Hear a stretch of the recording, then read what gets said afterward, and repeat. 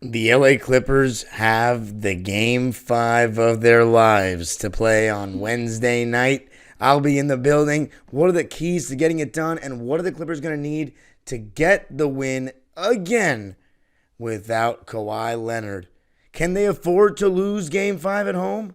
Going to be talking about it all on today's Locked On. We've got home court advantage again, Clippers.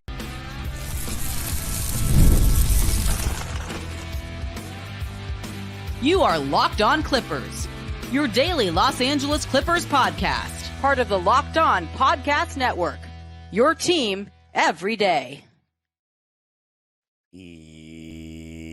Yes, sir, you were locking in with the Clips. Thank you for making Locked On Clippers the first listen of your day, your team every day. I'm your host, Darian Vaziri, born and raised in LA and in my 19th season as a Clipper fan. You can also follow me on Twitter and Instagram at DimeDropperPod. And subscribe to my own YouTube channel, Dime Dropper, where I am going live after every single night of NBA playoff basketball to talk about every game. And Locked On Clippers is free and available wherever you get your podcasts, including YouTube, where I want you to let me know what you think of Game 5. Give me your score prediction, maybe some of your keys to the game. And this episode is brought to you by FanDuel. Visit FanDuel.com/LockedOn and make every playoff shot count. FanDuel is America's #1 sportsbook, and I recommend you bet on the Clippers to take this series because what a series it has been. The only Western Conference series that is still going on, and I said before the series even began, this was going to be the best series of the Western Conference. This was going to be probably the best series of the first round period.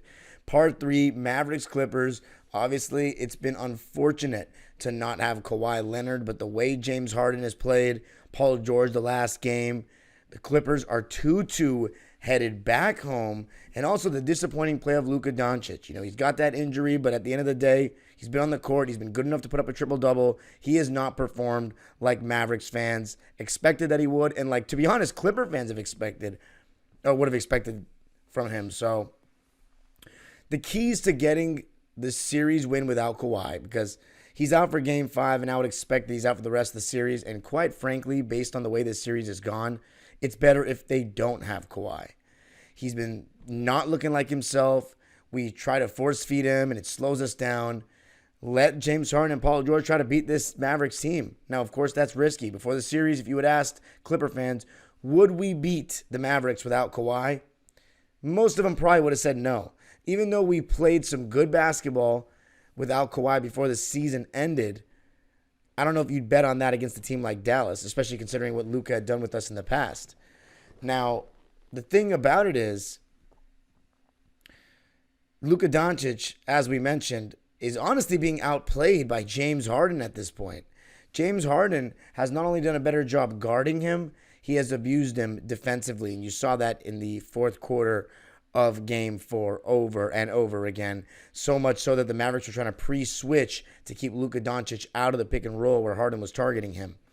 But the main key, in my opinion, for the Clippers to beat the Dallas Mavericks without Kawhi Leonard, it begins with the stars, Paul George and James Harden. James Harden so far in this series has, put up his end of the bargain. He has been the best Clipper in my opinion. He's averaging 26 points, 4 rebounds, and 7 assists, a steal, and a block.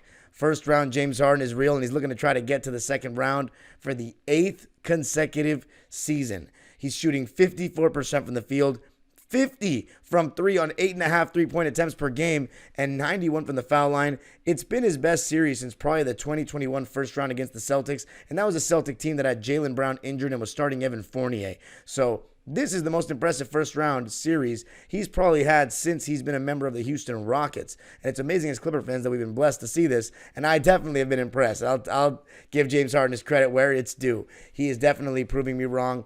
Not that I said that he wouldn't play well in the first round, but the level that he's playing at, I did not quite expect that. Now, a lot of people, the skeptics, are saying Harden's bound to have a stinker soon. Well, can we afford that without Kawhi? I don't know if we can. Here's the thing, though. Maybe he doesn't have to have a stinker. Maybe this series is going to be different. Maybe James Harden, he's feeling so good. If the Mavericks continue to switch Luka Doncic onto James Harden, you better believe that James is going to keep trying to pick him pick on him and try to get him on the switch and go by him. And once James Harden gets in the paint, that's when things get tough. And Jason Kidd talked about the instructions that he gave his players to overplay James Harden on the step back and try to force him into the paint. And they got burned with the floater. And, in hindsight, that's like, okay, terrible strategy. But the thing is, James hasn't been as great with the floater as he has been in recent seasons. So he has not only passed that up a lot this season, he's missed it a lot this season, and he was putting in some work. You saw some video before game, I believe it was 3, and it came back to help him, or, it came through for him with his constant floaters, 5 for 5 in crunch time last game in the fourth quarter, all on floaters. And it wasn't just Luka Doncic he was getting by. Maxi Kleber, PJ Washington. And Jason Kidd apparently said that he's going to stick with that strategy. He's going to overplay on the step backs and make Harden shoot the floater. And here's the thing. Even though James Harden has probably been more effective with the step back 3 this season than the floater, I would still always concede the step back 3 if I'm a coach. And here's why. I think that step back 3 is a shot, despite how signature it is for Harden, that is still something that he settles for too much and has over the course of his career.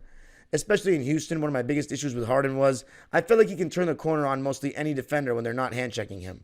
No hands, he can get by anybody. And at times, he would settle for that step back 3, partially because he was tired and would choose to be so on ball. That was the D'Antoni system. But it's also easier to defend for a player. I doubt it's an over 40% shot. You put your hand up and hope for the best, and you're not being tested on defense, really. Whereas when he gets to the paint, he is now attracting multiple defenders, probably, making his defender guard, potentially testing out a rim protector. It's causing your defense to work so much more. So I love when James Harden gets to the paint. And I think Dallas doing that may be a suicidal strategy, because if James Harden starts making the floater left and right, and they start helping off of our shooters, that's when things can start raining. And as far as Paul George, he's probably the most important piece, because we expect more from him than James Harden. He did end the season super well. He is the second best player on this team, even though that's been debatable over the course of the year. He's supposed to be the second best player on this team, and he's supposed to be the best scorer without Kawhi. And in game 1, he was good, but not great. I think I give him the label of good because, 1, he was aggressive and shot 20 times, and defensively was sublime. Games 2 and 3, not good enough. Game 3 was just horrendous, but game 4, he was magnificent. 26 points in the first half, ended with just 33, so you would like to see him be more aggressive throughout the course of the game. But I think the key for Paul George is looking to get to the basket.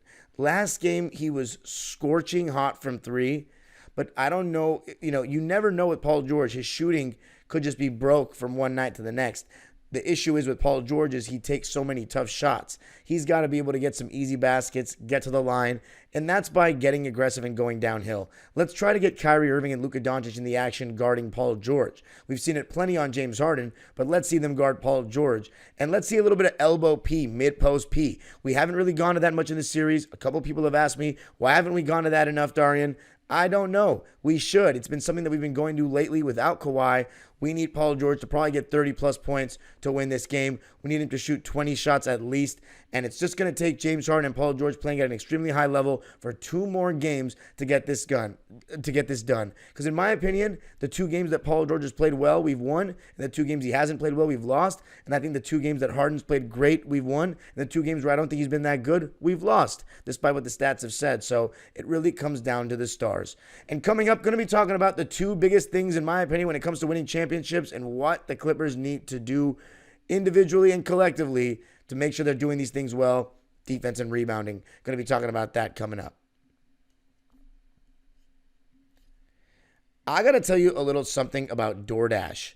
DoorDash is the best way to get things delivered right to your door, whether it be food, flowers, convenience, grocery, anything. DoorDash is absolutely clutch. Want to make your mom smile? Start Mother's Day with flowers or surprise her with gifts from the brands she loves. Delivered the very same day with DoorDash. Moms are a gift, so give her the best this Mother's Day. This Mother's Day, get something thoughtful from your mom on DoorDash. Get all your Mother's Day gifts all in one place.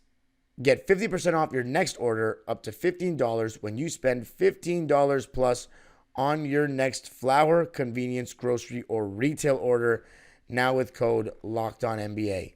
That's LOCKEDONNBA. Order using DoorDash today. Terms apply. I got to tell you a little something about FanDuel. It's winner take all time in the NBA and NHL, and FanDuel's giving you a shot to bring home a big win of your own. Right now, new customers get $150 in bonus bets with any winning $5 bet. That's $150 to bet on spreads, money lines, player props, and more. The betting lines for the Clippers, you got to bet on them to win this series. Why not?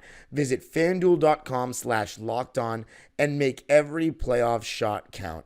FanDuel, America's #1 sports book. Are you watching Fox Sports or ESPN on your TV all day? Have to turn down the volume with all that shouting? Make the switch to Locked On Sports today. A free 24/7 sports streaming channel programmed for you every day to bring you the biggest stories without all the screaming. Locked On Sports Today brings you can't-miss analysis, opinions, and news streaming 24/7 on YouTube or the free Amazon Fire TV channels app, part of the Locked On Podcast Network. Your team every day.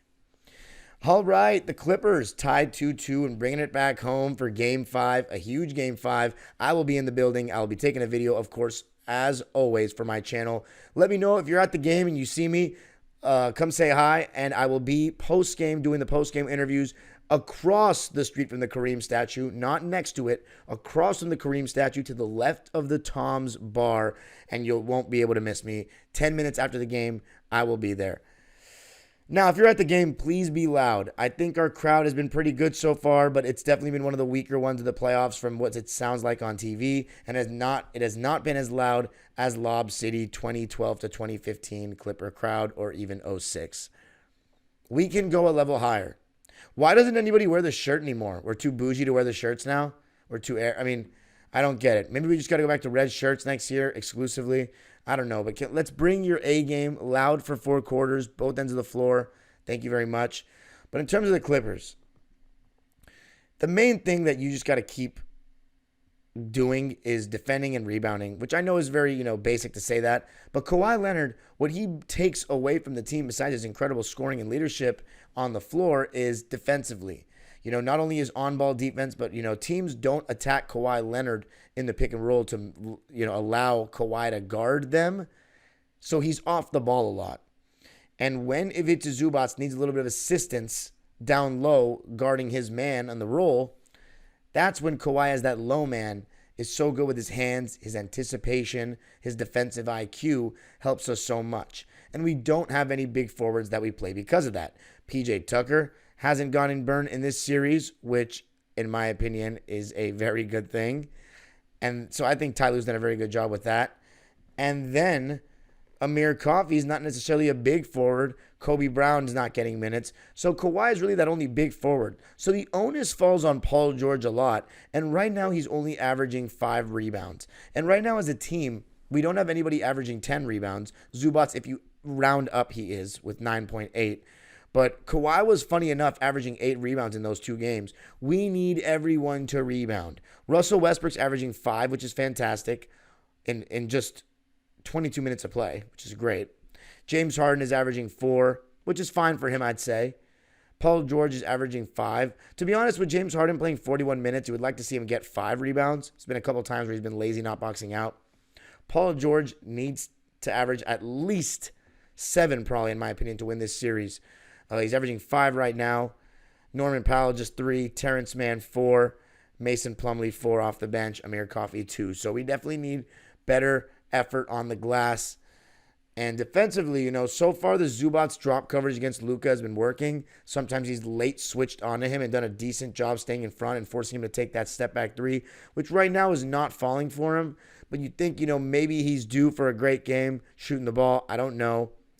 But Zubac has been pretty phenomenal, protecting the rim, doing a good job, taking away Luka's easy shots in the lane.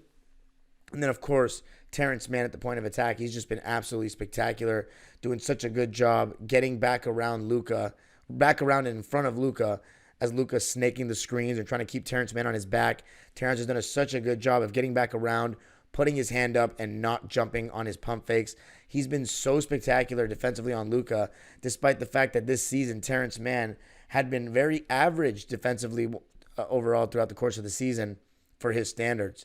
He's really stepped up, and I think part of it is because Luka, he's not the quickest in the world, and I think the Clippers struggle with those nimble, quick guards like Kyrie Irving. And Luka, we have struggled with him in the past, but I think a lot of it's just Luka's amazing shot making. And right now that has not shown up just yet, but hopefully it doesn't. Terrence, I'm very proud of him. Russell Westbrook, I think defensively he's been really, really good, but offensively he's got to be better. I guess we'll talk about that in the last segment. But the defense for the Clippers, again, I think it's been pretty good in this series, all things considered, just because everybody's stepping up. Even James Harden, I think in the wins, has really been solid on that end of the floor. Paul George in the wins, also solid on that end of the floor. In the losses, not good enough. But and at times, Mason Plumlee hasn't been good enough defensively, as he so often is not good enough defensively. But we're doing well. We just got to keep at it and hope that Luka doesn't start going crazy. If Luka wants to play into our hands by dribbling so much and taking a bunch of step-back threes contested, then we're just going to have to live with it, and that's fine by me. And if we lose on a bunch of Luka step-back threes, then so be it. But then we'll start doubling. We'll see. I still stand by the strategy of blitzing Luka when Kyrie's not in the game, and vice versa when Luka's not in the game. I think the goal has to be to make these other guys beat us, because their supporting cast, outside of Derek Lively, none of them have been so great to me. Okay, PJ Washington's averaging 12 points. He's shooting 30% from three. I mean, we'll live with that. His defense has been pretty good, but can he guard Luka Doncic? I'm sorry, James Harden? I don't think he can. I don't quite think he can. Derrick Jones Jr. I mean, he had an amazing game 3, didn't he? He had a good run in game 4. He's shooting 37.5% from 3. It's probably better than the others. Luka's shooting 26.5% from 3. Josh Green is shooting 17% from 3. Maxi Kleber, though, 50%. Only 2 attempts a game, though, but that's something to watch. Dante Exum, I mean, the guy's hardly gotten minutes in this series at all. 9 minutes a game. He's played in every single game. And he hasn't made a 3 yet. So let the other guys beat us. That's the main goal. And we'll see how it goes. Defense and rebounding is always the key to winning chips, though. Always. Coming up, going to be talking about the other guys. We talked about the stars. Let's talk about the role players and what we're going to need coming up. I got to tell you a little something about Monopoly Go. The greatest board game ever can now be played on the go. All right, game off. We got to pause here to talk more about Monopoly Go. I know what you're saying. Flag on the play. You already talked about that. But there's just so much good stuff in this game. In Monopoly Go, you can team up with friends for time tournaments where you work together to build up each other's boards. The more you win together, the more awesome prizes you unlock. And there's so much to get. You can get unique stickers that you can trade with friends to complete albums for big prizes. You can get cool new playing pieces to travel the boards with, and hilarious emojis for taunting friends when you smash their buildings or heist their vaults. Plus, Monopoly Go feels new and exciting every day with constantly changing tournaments and challenges. A ton include their own unique minigames, like digging for treasure or a robot pachinko machine. And there's always new timed events that help you win big, like massive multipliers for everything you win or rent frenzies. There's always something fun to discover in Monopoly Go. So get off the bench and go download it now, free on Google Play or the App Store. Game on. All right, Game 5 Wednesday night should be a doozy. Fun fact, I have been to 6 Clipper Game 5s with the score tied at 2 games apiece. First one was 2014, got the dub. 2015, took an L. 2016, took an L. 2017, took an L. And 2020, took an L. So technically 1-4 in Game 5s that I attend when the series is tied 2-2. But hopefully that means that we're due for a win, right? We haven't won since the first time I saw it. That was 2014, the Donald Sterling game against the Warriors where, man, all our advertising was taken off. That was a crazy emotional game. By the way, that new show, The Sterling Files, coming out. What's it called? Clipped? It's called Clipped now. I forget what it's called. I think it's called Clipped. On FX, yeah, it's going to be called Clipped. It's going to be funny. But anyway, all right, the other guys, right?